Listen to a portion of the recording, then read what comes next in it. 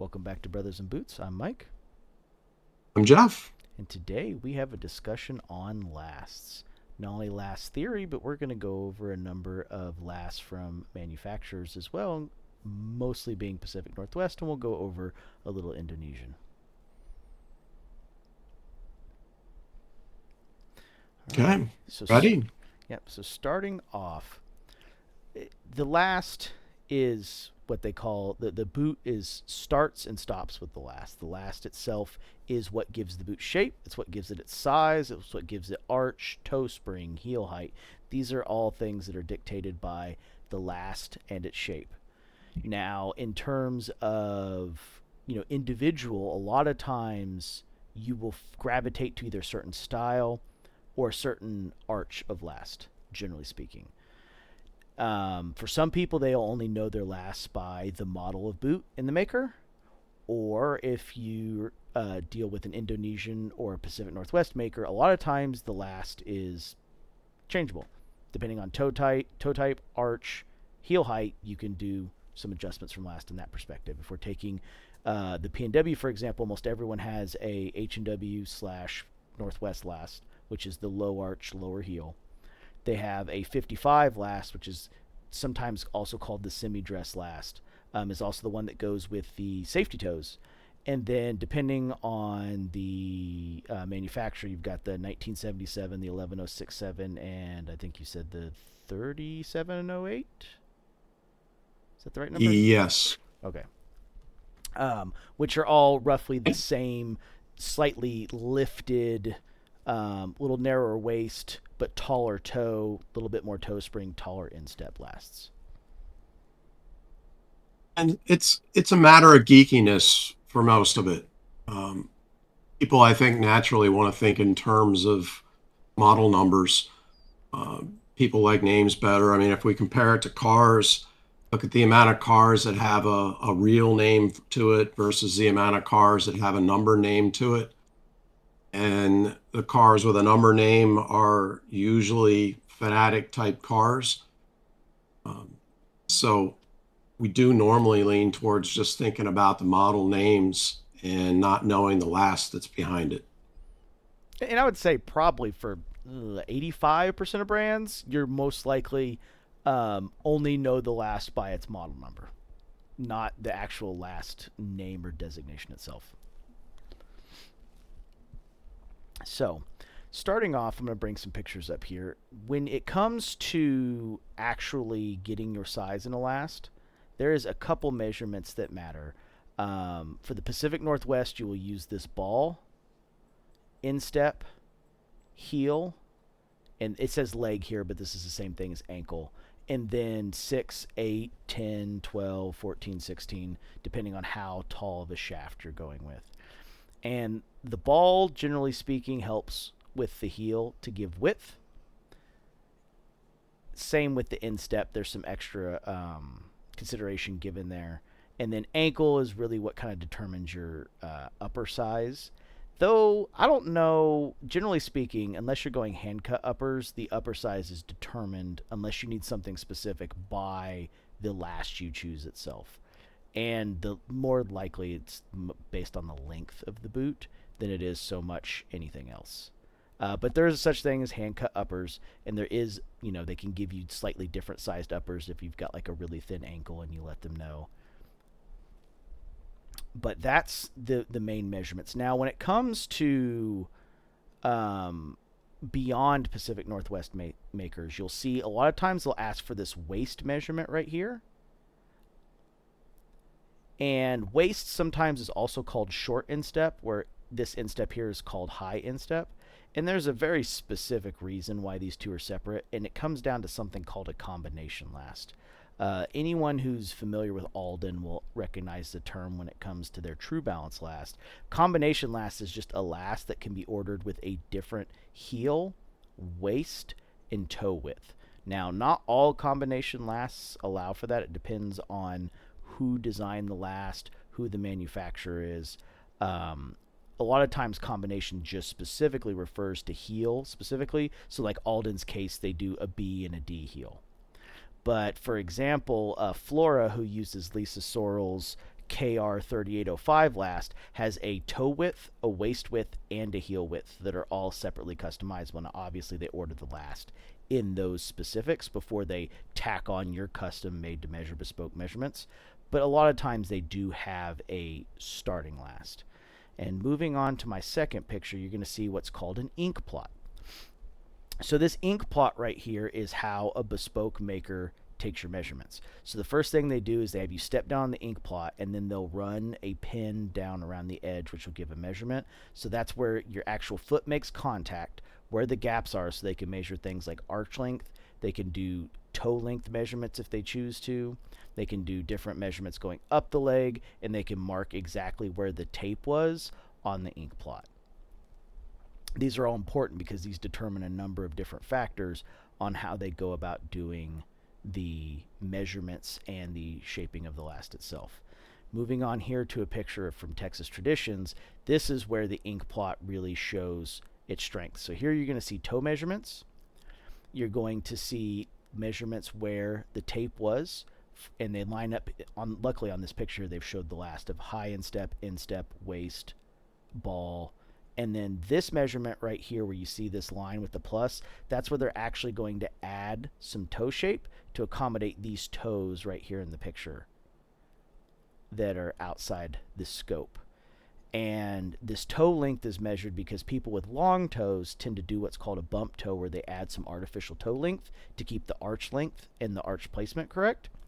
Or people with short toes, a lot of times you'll get a slightly longer boot to bring the arch back, where they don't necessarily need to add the extra space, but they do need to bring the toes in just a smidge so that your arch is in the right spot, which is where the term breaking in the arch comes from when it comes to the Pacific Northwest, where the arch is either slightly too far forward or slightly too far back, depending on your toe length, since the Pacific Northwest and most makers measure by overall foot length, not arch length. And that in turn leads to, breaking in the arch, where it takes a little bit for that arch to settle into the right spot as the leather compresses down. And moving to my third picture here, you can see where they've taken all these measurements, built the last up to accommodate, and they've taken a single ink plot, a separate ink plot, and actually drawn the picture of the completely built up last around it to show you exactly how this works. And that's what this is right here. They've also used a measurement called the golden ratio, which is some of these extra lines you see, to pull this off. And the golden ratio, which I have a picture of right here, shows you what they're trying to do to achieve this and why your toe length is important. And these are the different measurements necessary and the spots that you need to pull off to get this done correctly. Now, how that relates to the last itself is, as you'll see in this picture here from Custom Craft, where he has put the golden section on the bottom side of the holdfast where the ball area of your foot should go. Same way it's being done right here in this picture on this last, which is shown from this section of an old book called the golden section. Now, when it comes to lasts themselves, there's lots of different theories and concepts when it comes to how to fit a last, what should go where. And that's going to really come down to the maker and the maker's recommendations, because every maker uses a different last. All the makers we're going to talk about today, short of the big three or big four, the Pacific Northwest in Spokane itself, are going to use completely different lasts, where the Spokane lasts are going to be very similar to each other, if not exact duplicates.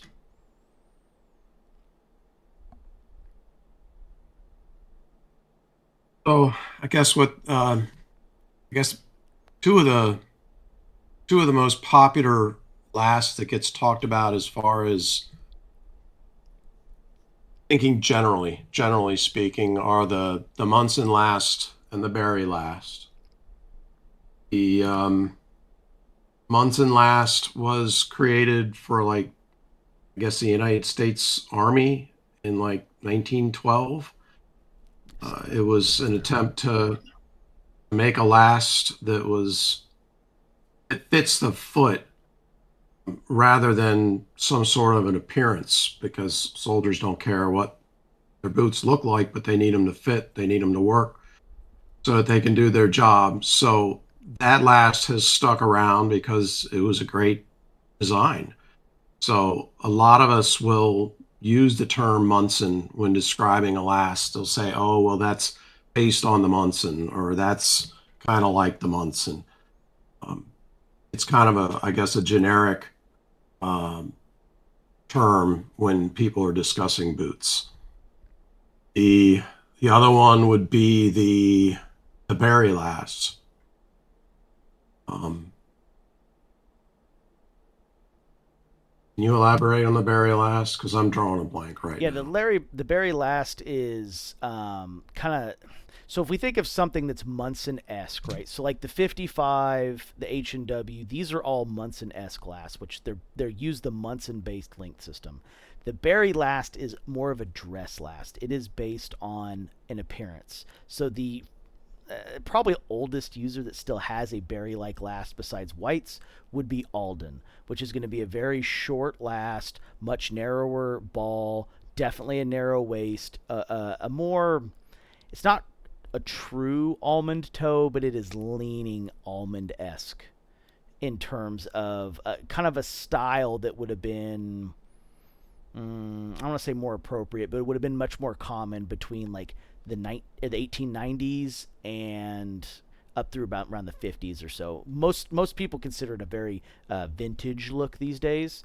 You know, something that you would see in like a 1950s outfit. And like I I said, wasn't sure how far it went back, but the Barry is more of a looks, where the Munson's more of a function. the atomic The shape, or sorry, the atomic, Munson anatomical. is the Munson is basically what the 55 last is. That's so popular with the PNWs that we usually talk about and like.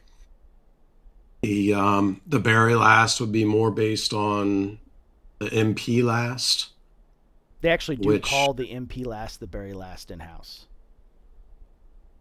there you go. It makes sense because that's pretty much what it is. Now that 55 last that we mentioned is used across the board for all the Spokane builders. It's the one that has a steel toe or and composite toe based in it because the steel toes have to be certified. They have to be the protective toes have to be made to certain certifications by a certain company, so they're not can't be made in house. So they all have to receive these certified protective toes.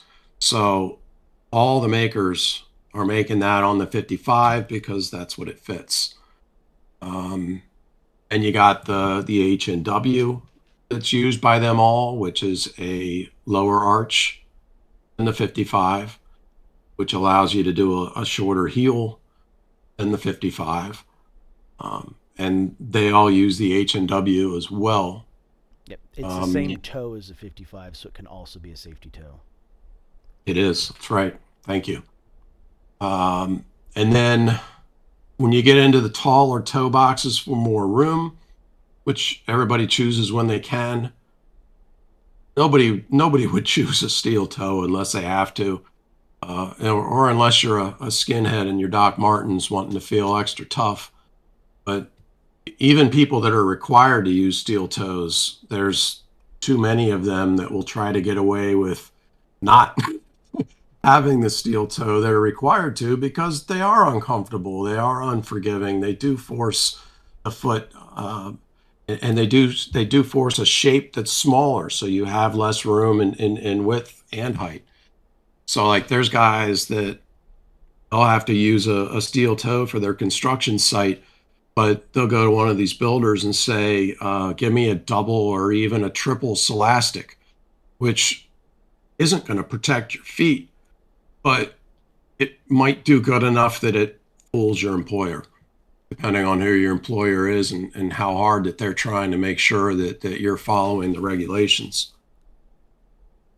So people do try to go taller when they can. So the with Whites, that taller one would be the 4811. But nobody else is currently choosing to use that one right now. Frank's does have a lot of 4811s. They don't talk about it because they don't have all of the sizes. They basically only got them in stock to try to rebuild a pair of whites to the exact same last that a customer might have had. Um, the the 11067 is Nick's collar choice. That's very popular. The 1977 is very much like the 11067. It's just a wee bit taller. The JK is using the 3708 to fill that bill. Where it actually falls, I'm not really sure. I'm guessing that it's not as tall as the 67, but it could be. I don't know. I guess nothing about JK matters enough to me to really pay attention to it and know. Um, they've they've gone through so many size changes over the years. They originally tried to mislead about what their last sizes were because they didn't want everybody knowing they used the same last. So they had an internal cross reference for, oh, well, if we're saying that it's this size, then we're really going to use such and such last. Now I think it's about the same, but I don't know if it's exactly the same.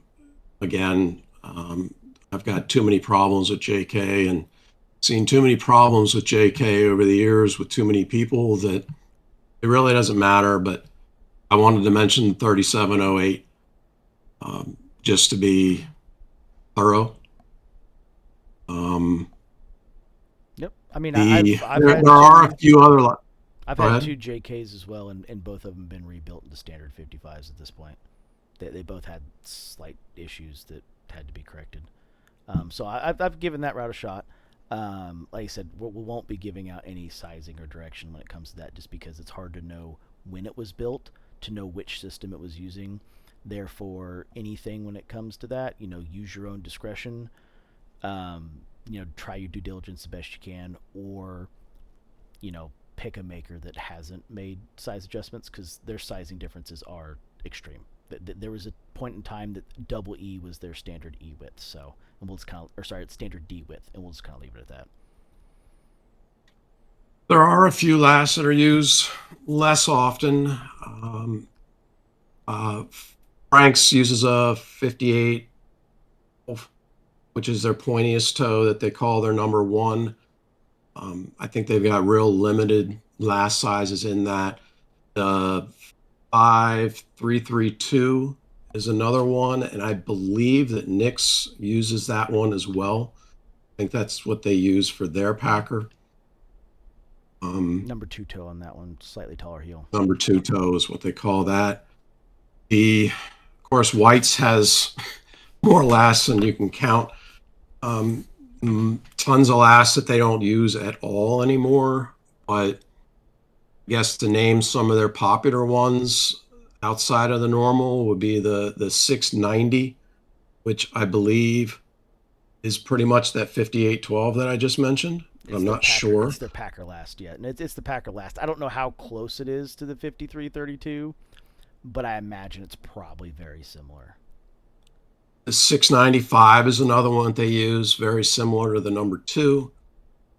Um, see, you've got the 5050, which is actually a combination of two different lasts that they had the last maker make. It's actually the MP last in the front, and it's the 55 in the back, because they were trying to get a higher arch with a more sleek MP toe. We've got the 1970 is what they use for their engineer, which is a lower.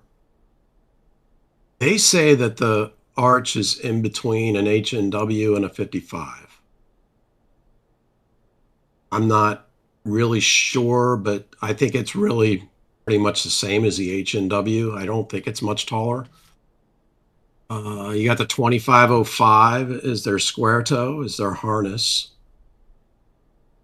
which is basically a 4811 with a squared off toe. So it still has that higher arch that most of the Spokane builders have that we look for. What else do we got? Um, So the oh, we Northwestern got we'll that call new it, or Thurman thing by the Knicks. oh yeah, there's also the Northwestern Whites last, which is their version of H&W that we didn't mention. We talked about the Berry, which is the MP last earlier. So if you're familiar with the H&W, that the other guys use the Northwestern as White's version of that. And not just version. I mean, it's the same. It's a different Correct. name. Yeah. They just use a different name of it. And then you Uh, the Thurman, which is Knicks, a true Munson clone from Knicks. which is a weird one. I'm not. It's. I mean, they bought them from like a Hollywood staging lot, from a movie lot, from as a stage prop from their departments. It's so it was bought, made, meant for using in movies as stage props, as period pieces.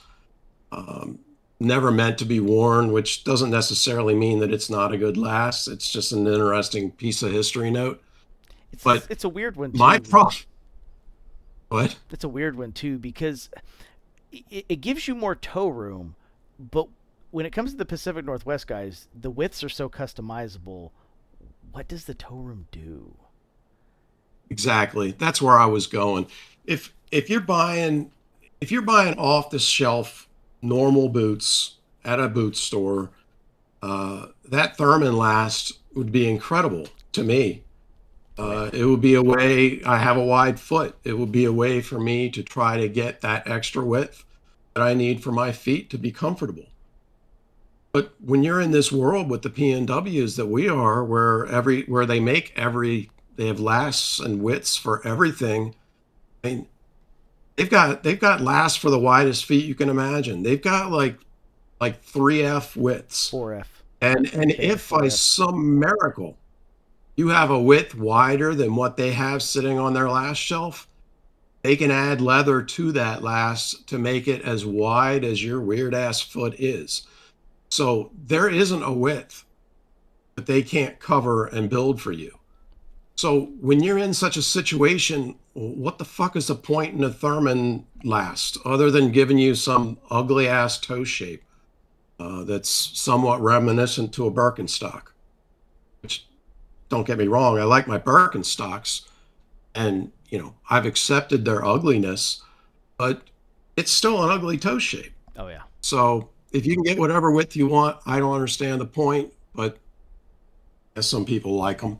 I mean, the internet seems to kind of agree because you don't see hardly any of them come up on social media. I have seen, I think, 3 ever posted of someone that got that last.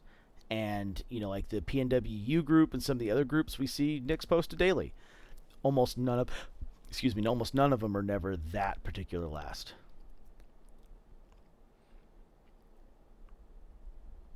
As far as the arch heights go, I have heard straight from Jones and Vining, who makes all the lasts for all of these people. They have confirmed that all most of the lasts that we just mentioned, the 55, the 4811, the 11067, the 1977, the 5812, the 5332, the 690, the 3708, all of these lasts, and the 2505, they all have exactly the same arch height. That's what the last manufacturer has said point blank. They have said they've looked at the measurements for them. They've looked at their files. They've looked at everything that they use when making those lasts. They are the same height. Now you'll see whites on their website even say that the 55 is a different arch than the 4811. It's bullshit. I don't know why their fucking website is lying or who thought it was a good idea. It's fucking wrong. You've You've heard Nick's over the years say stuff about different arch heights with like between the 55 and the 67. No, But it's the they same have fucking rolled that arch. back. They do not claim that on the website anymore that those arch heights are different. And let's talk about that because that's important. So in last theory, the 2 pieces of the last that are non-negotiable are your toe spring versus your heel height. And they work very much like temperature times pressure, or pressure equals temperature times volume. And if the temperature goes up, the pressure goes up. If the temperature goes down, the pressure goes down. It's the same thing. So when you have your last in front of you, it has a defined toe spring in the last. It has a defined heel height.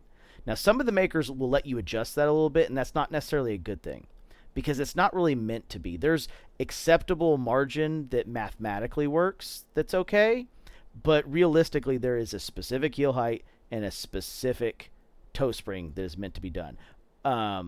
Most of the makers for a long time resisted making changes to it. Now, for some, they do make exceptions. A good example is if you talk to Franks and you're over 250, a lot of times on their 55 and their 1977, they will actually shorten the heel height just a smidge for you because over 250 can cause knee and hip issues. Specifically just kind of discomfort with it. So that's one thing that they will do. But one thing Franks will not allow you to do is say, I want the H&W heel on my 55. They won't let you do that. And there's a good reason why you shouldn't do that. The last is not meant for that. It throws the entire balance off. Like, I mean, you're going straight, 1990s Lex Luger torture rack for your arch. Like, it's like grabbing it and just pulling it over the arch. You don't want that. You might think you want that because for aesthetic reasons, but you don't want that. That is not going to be a comfortable long-term fit. It's also going to throw the toe spring way off and push the toe towards this. Like, this 1977 has a sprung toe already. It's going to push it towards the sun if you take that heel down real low. You're going to be ready for skiing. So, and it's one of those things that they're meant to be that way on purpose. So, now, we mentioned arch, right? So arch is a result of that toe spring versus heel height. Now, the cowboy boot makers can adjust this, and they have a machine that they do this for, and they create a shank to make this work, where they take a 40-penny nail and literally use the shape that's given to it by the machine and form it on that exact curve to make that work, which will put the right toe spring, the right heel height, and the right shank piece in to balance that out. But that is not They're what redesigning the last, so to speak. Exactly. And this is a very skilled and a very like bespoke style of doing it. Because to do this, the arch has to be in the right spot already, which means the arch length has to be perfect. You would not be able to do this without putting all of those in the right pieces. And once again, the Pacific Northwest makers, just like almost every other maker out there, measure your foot length for your boot off of the total length from heel to the tip of your toes. Whereas bespoke measures measure your length off of heel to the center of your ball, the way the Brannock was intentionally or originally meant to be used. And then they add or subtract what's necessary on the toes to make the toe shape work, which is where that toe measurement came in earlier. Now, this is very different because, like I said, you go Pacific Northwest, even their custom setups, they're still measuring heel to toes. They're not doing the more kind of bespoke made-to-measure pieces, even though it can get very, especially if you go in person, they can do quite made-to-measure. They can get very close, but it won't be quite the exact same. And with the PNWs, you're putting, it's a situation where they've got to decide whether the customer is right, customer service, versus giving you what they know that you actually need, because that last is made for a certain heel height. Yep. And sometimes they'll decide, well, let's give the customer whatever the fuck they want, and then the customer isn't getting a foot that's putting them in the best body position, or maybe it's pushing their body forward so there's more weight on the ball, or it's pushing you further back so that you got more weight on your heels, and none of those are doing you any good as you're wearing your boot, as you wear it through the day. But some makers will give it to you because give the customer what they want. Exactly. Others are going to say, well, I can't do that. I won't do that. That's not the way that it's supposed to be. You're going to have a bad fit. You're going to fatigue faster. And then you're going to be unhappy with my boot. And therefore, in the end, I'm doing you a disservice by offering it. Correct. And that's what leads into the arch height that we were talking about. Is the problem is, say I take a 1977 from Frank's, right, and say they let you make it taller, which they won't let you do, but say they let you do it. in raising it up, you're going to get the artificial sense that you feel more arch. Just as if you lowered that heel, you're going to get the artificial sense that you feel more arch. And it's quite simply because you're leaning your foot forward or backward, and now that arch and that lifted arch piece is taking much more brunt of your body weight because your foot's unbalanced. So, like I said, in both scenarios, you're going to feel way more arch, whether the heel's higher and you have a deeper slope, or it's lower and you're going skiing. Same thing. It's going to give you the illusion that there's a different sized arch piece in there when the reality is it's not. I've seen it before. People say, "Oh, I have the 55, 690 last," which is just a 55 with a higher heel. It feels like it has more arch support because your foot's unbalanced, not because it actually has more arch support, which is why we use the term specifically, the perception of arch support. Because that's another real reality. On a very properly balanced boot, that arch support piece comes into play on how your specific anatomy is, on if you need that arch piece or not. For some people, just a good balanced boot is more than plenty to solve their problems. Some people do need more support in the arch area. But it just depends. Like, for example, say you go to a guy like Gabbard at Creosote Boots. His lasts are related to his models, and it's to get the look that is necessary, and then he does the made-to-measure pieces from there. But even someone who has the need of a high arch might find his boots balanced enough to be perfectly fine. And he has very different heel heights and very different toe spring across his lineup depending on which boot you pick. And that's going to be true for a lot of other people as well. The Indonesian makers, you'll find that they tend to have tons of lasts. Tahura, for example, has 7 that he uses regularly, where guys like Renav have 14 that he uses regularly. His A1 through 13, and then his C1, which is a spade sole style last. These guys have lots of options, and from them, while they'll do a smidge of customizing in terms of adjusting the toe spring and heel, they won't do a whole lot. They'll just have you pick the last that has the correct ones already, because it's got not only an aesthetic shape to it, but it's a functional shape. In some lasts are meant to be narrow, like the Barry. So like his A1 last, for example, would be very similar to the 50-50 from White's, where it's a dressier toe with a more H&W /55-esque waist back. Where like his A7, for example, his A7 basically is a number 4 toe on an H&W, which he can raise the heel up and give you more arch if you want it.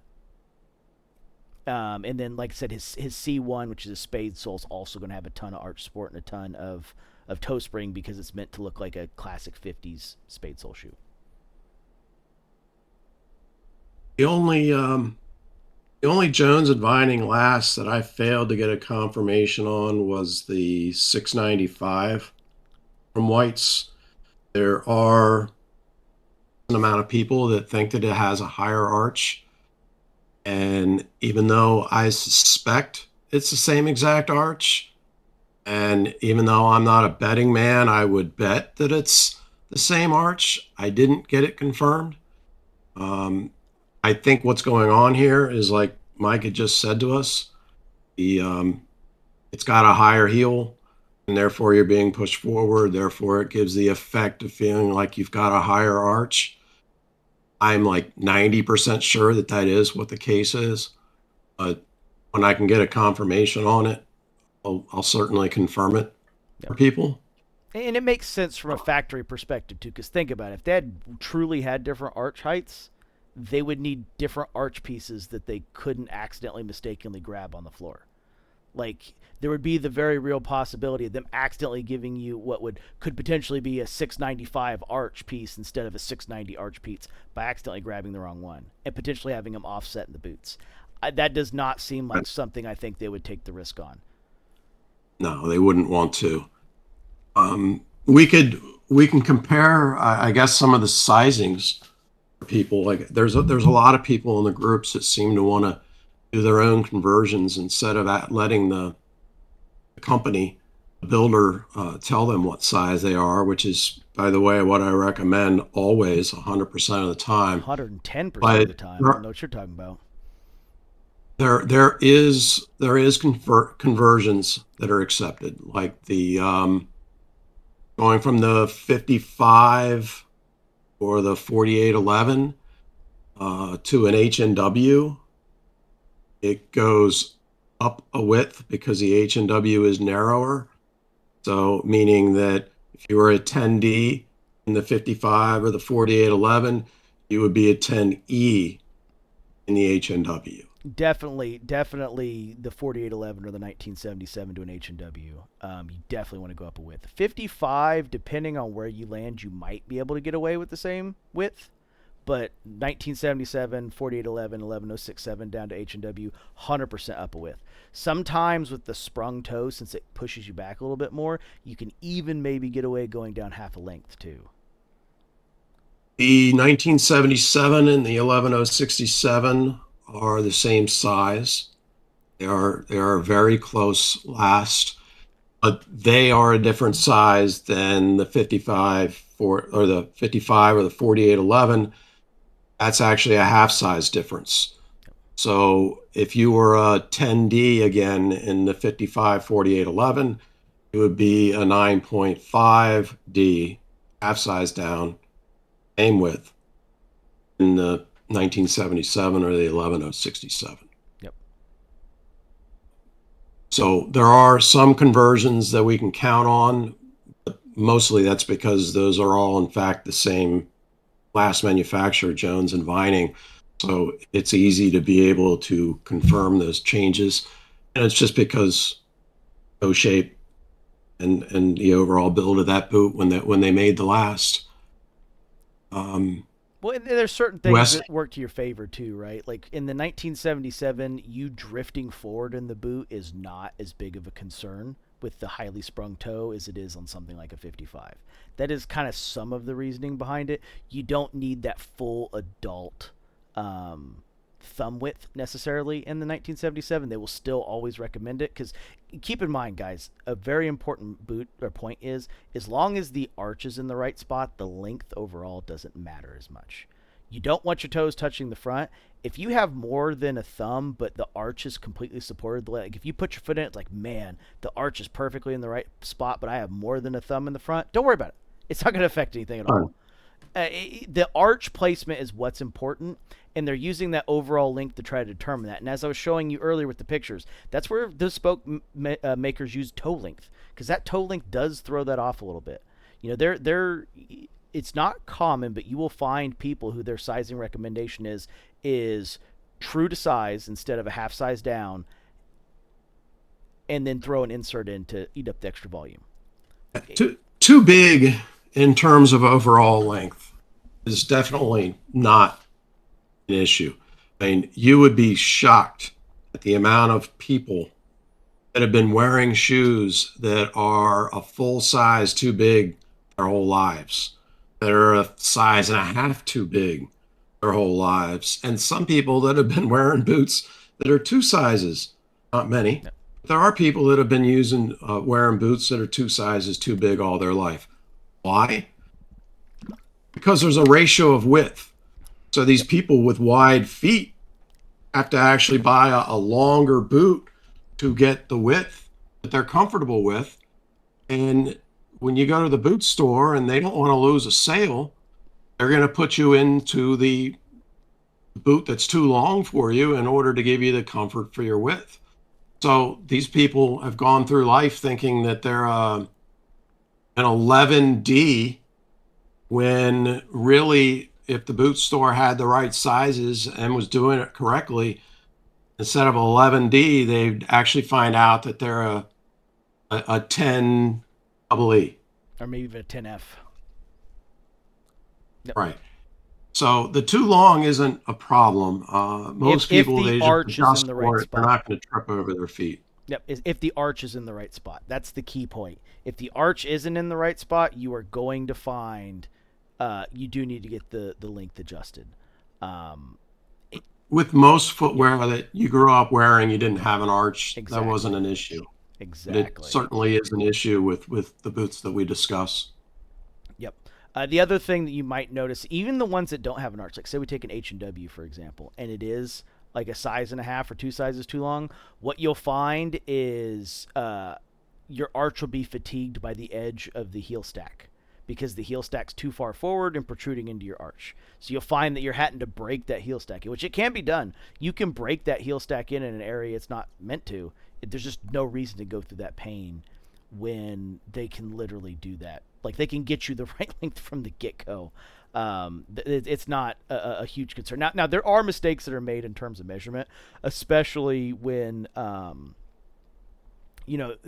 fit sheet custom fit thing there's an art and a science to it. It's not, a lot of people try to get 100% mathematical with like 27 different measurements and going and getting it ink plotted and then going to the Red Wing store and taking a screenshot of the picture. I mean, you could try to get into that. They're trying to size you for what the boot is going to look like after 1,000 hours to 3,000 hours, not what it's going to fit like when you put it on the very first day. So there's a bit of an art to this. It's not like an exact science where we can I know I am, a 10 and 3/8 length, so that should be this size, and you tell me what your 10 and 3/8 length is. That's not what they're sizing you on. And of course, there's foot volume that we haven't really talked about, and that can be a factor as well. Yep. Especially if you have volume in places that aren't normal. That's why they Right. have you mark it on the fit sheet, because you'll find that like some people, because they have abnormal bunions, calluses, wear marks, other foot deformities in like the waist area, for example, 9 times out of 10 they'll get potentially a width that is too big for their toe area, but it accommodates the other pieces, so they're fine with it. And to be fair, too much width in your toes isn't necessarily a bad thing if you can cinch the laces down. Is it the best thing ever? No. But to be fair, there is preference to sizing. A lot of people find they like their stuff one width too big. And it's for a couple of reasons. One, it allows adjustment with socks. Number two, it allows them to put an insert in. You find that more, and trust me, you don't want to go a size too small in width. That's when you cause problems. But a width too big is acceptable, and in some cases is preferred. I don't know if it's this conversation or if maybe it should be in another one. If it is, then I guess we'll bring it up there too. But I mean, these fits, they're difficult and involved. I mean, these guys have to think about all these variables in the sizes that you give them. There's a matter of how good of a job that you did keeping your pen or pencil straight up and down, how thick the barrel of the pen and pencil was while you were doing it, the overall proportions of the foot, the girth of the foot, whether it's taller in some areas than others, and they have to put all this information together as well as talk to you on the phone to be able to determine what this size is. And it's no easy task, and you've got to be in the mindset to do it. You can't just look at it and say, oh, it's this size. And some people don't realize how difficult that is. Nick's has stopped doing it. Yep. They don't want to fuck with it anymore. Too much time, too much effort. They've got some thing online where you can like figure out your own size with some information. I think it's essentially a Brannock device at this point, and that's what their recommendation is go get your Brannock, and from your Brannock they can help you from there. And to be fair, if the option's available and you have a local cobbler in your area that's willing to do it and maybe still does do some shoemaking, go have them do the ink plot. Go have them do the ink plot, do all the measurements, take your Franks or I guess Nick's doesn't do it anymore, but your JK or your Whites or your Westco paper in that they have you do all the stuff on, and have them do it for you and send your ink plots in with it so they can cross-reference against them, because ink plot doesn't lie. It shows exactly where your toes are, where your ball is, where your heel is, how long of an arch you have, and that's all useful information. It's this piece that I showed right here earlier. This is the ink plot. I mean, you can't lie on this thing. The cobbler just makes sure you step down flat on it, and that's all that matters. And if you go and get a cowboy boot shop, they will only do these measurements with an ink plot. You will never see one that does them with just on standard paper. The P&W guys don't use the ink plot specifically because they don't measure the arch length and they don't do the toe length. So, I mean, in the store, it would make sense, but they won't have you do one from home unless you have a cobbler that does one for that reason, because it's an extra requirement that, might not be available in your local area, quite frankly. there, there was a guy complaining in one of the groups just this past week that he called up White's and he asked him how long it would take to get a consult on his fit sheet that he did, and I think their answer was 4 weeks. And he about blew a gasket. He's like, "What the fuck? That's ridiculous. How hard is it?" Oh, yeah, it is hard. I mean, it's an art. It's a talent. It's something that you learn with time. There's a risk being taken here, and you need to have the right people in the right frame of mind thinking about this to be able to judge that size. Yep. And they've got other things to do throughout the day. They gotta sit down when they're not busy doing other things. They've got to put themselves in the right frame of mind. They've got to research your sheet, and then they got to call you up and ask you some questions. 4 weeks, it doesn't sound long at all. And they might get 15 a day. Frank's is longer than that. I don't know how long Wesco is because they don't tell you, but I would think that I would think that you're probably talking 10 weeks before Wesco is going to give you any type of response. If they give you a response at all, they might just make the boot and you don't know what size it was until they made it. And I guess at this point, that means that what, they got 19 months I to, think it's longer to than that. I think it's decide like what your 20 or size is. 22 months now. Yeah. It's a Um, wait. And the thing is, they receive 15 to 20 of these a day. Like it's not like they're only receiving 2 a week. Most of these guys are receiving a lot. I know White's is receiving more than 10 a day. I know at one point Frank's is receiving more than 25 a day, but I do think last time I talked to Junior that has slowed down and they're closer to that 10 to 15 a day at the moment. But they receive a ton of these fit sheets. And, one, they're going to look at like how concentric your lines are to see if the lines met up, how uneven they are. Did it look like the pen was wobbly? And then they might go grab a last and sit a last down and think about it for a minute. Set a last down, think about it. They wanted this size and this toe shape. Because the reason you write down a model is they need to have an idea of, what last to compare it to. Now, in Frank's case, it's most likely going to be given to you as a 55 measurement and then translated into the other lasts. And that's just quite simply because of the safety toe thing we mentioned earlier. Yeah, the 55. There's situations where they're going to look at the measurements that you send and they're going to call you or email you back and say, "Do it again," because there's just no way that that was accurate. Yeah. And they can tell these things by looking at it. Or if it is accurate, then you really need a serious custom fit. Yep. They have situations where customers give them completely different measurements. They'll get one fit sheet from somebody that says that they're an E. They'll get another one fit sheet from the same customer saying that they're an F. And that a lot of times that's sock choice or just not being consistent. Let's see what else. I feel like there was something that went through my head and I might not get it back. Wesco, we could talk about Wesco. They've got 5 main lasts. They've got the 91605. I think they've got the 65 as well, the 9109, the 1339, and the 91W, which doesn't stand for woman. The 9165 is their standard Jobmaster last. The 65 is a low-heeled version of that. So like we were saying before, there must be some sort of an arch there involved there, so they had to adjust the last in order to give you a lower heel. The 9109 that people traditionally call a bump toe, that's been a long time last from Wesco, which is used on their Boss engineer, and the 1339, which is sometimes called the MP last for motor patrol.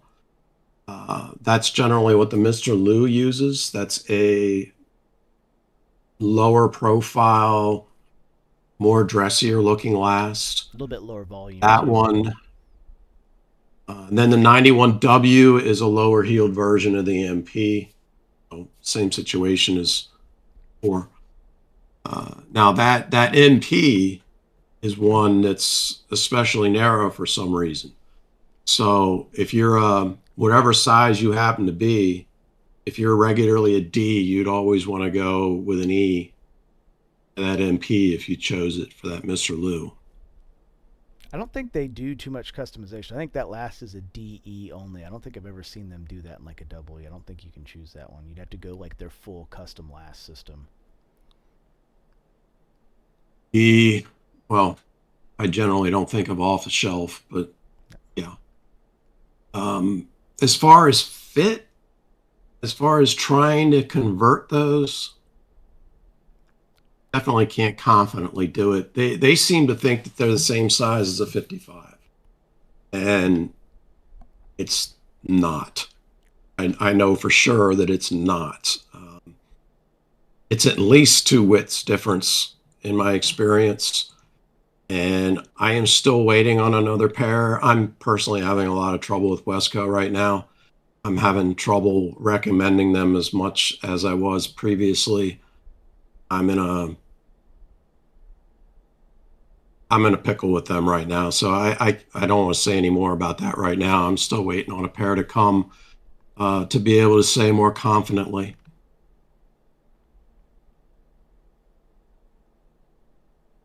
That's it on that. And I can't remember the other point that I was going to say with regards to the last and the sizing and the fit sheets. There was something else I wanted to say.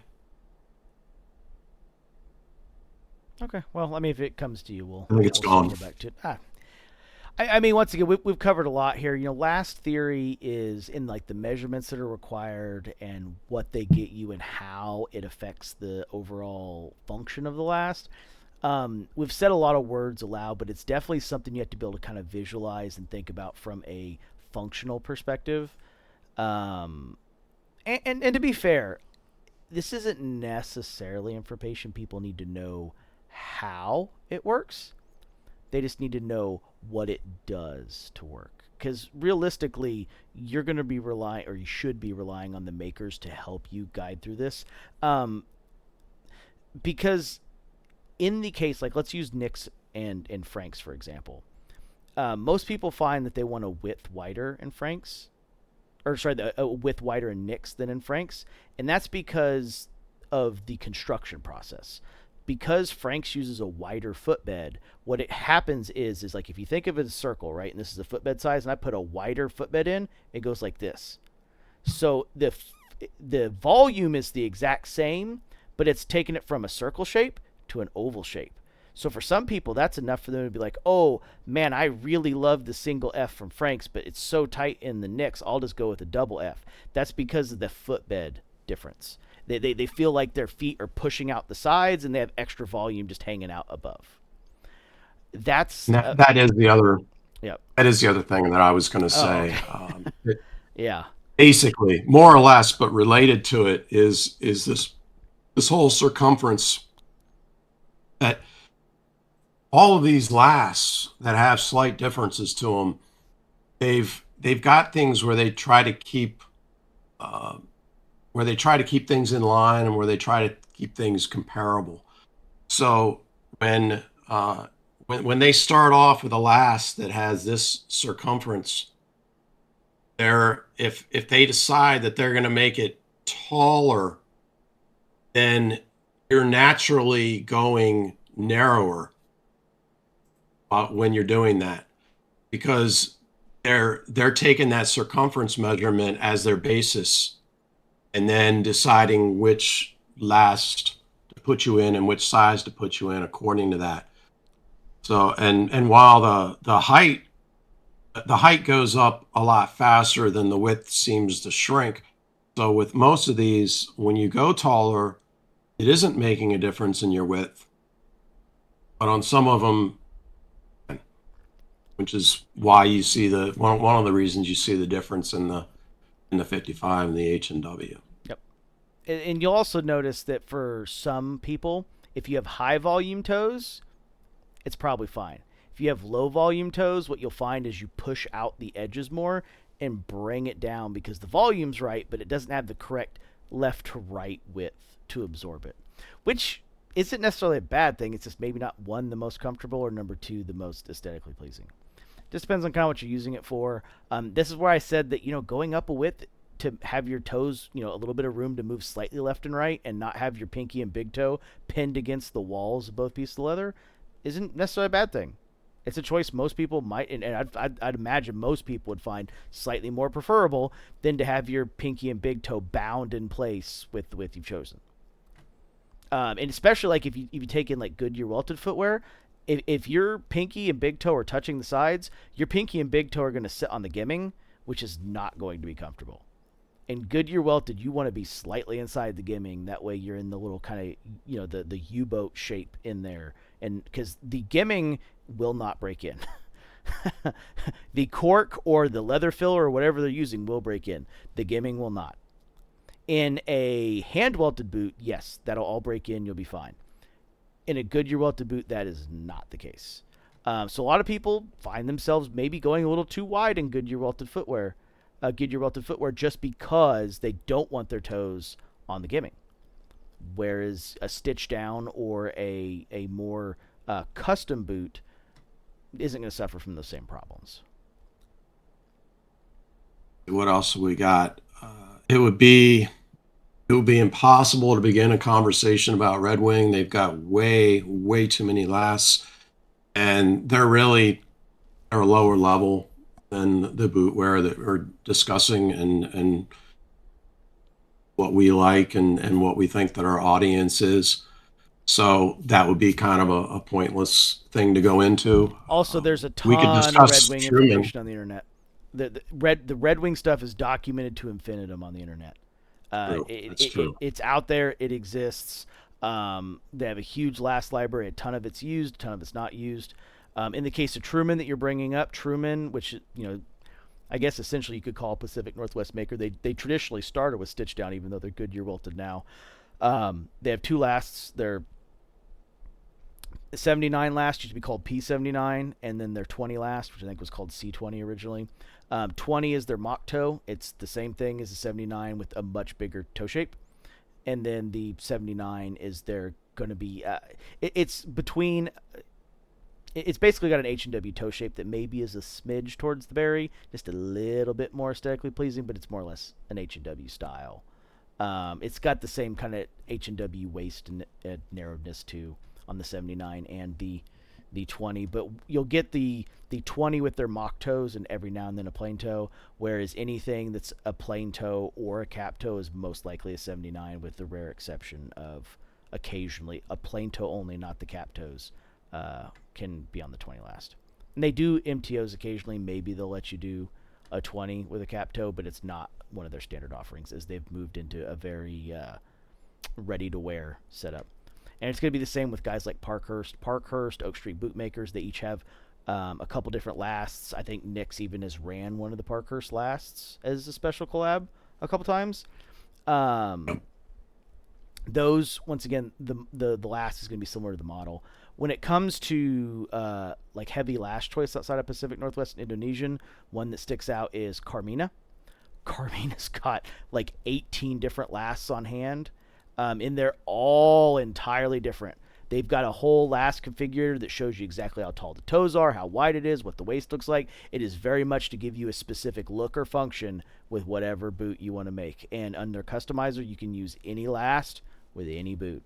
You reach out to them if you're considering differences and talk to them, because they will go through in intense detail kind of what each last was originally meant for and what boot it was really supposed to go with, versus like what kind of fit you're trying to get. Because not only do they have different widths, they have like 18 different lasts. I mentioned the Indonesian makers, Benzene, or they're called Bristleback now. They've got 7 or 8 different lasts. Tahura has a number of different lasts he uses. It's 7, I think, is the standard kind of amount that he's got at the moment.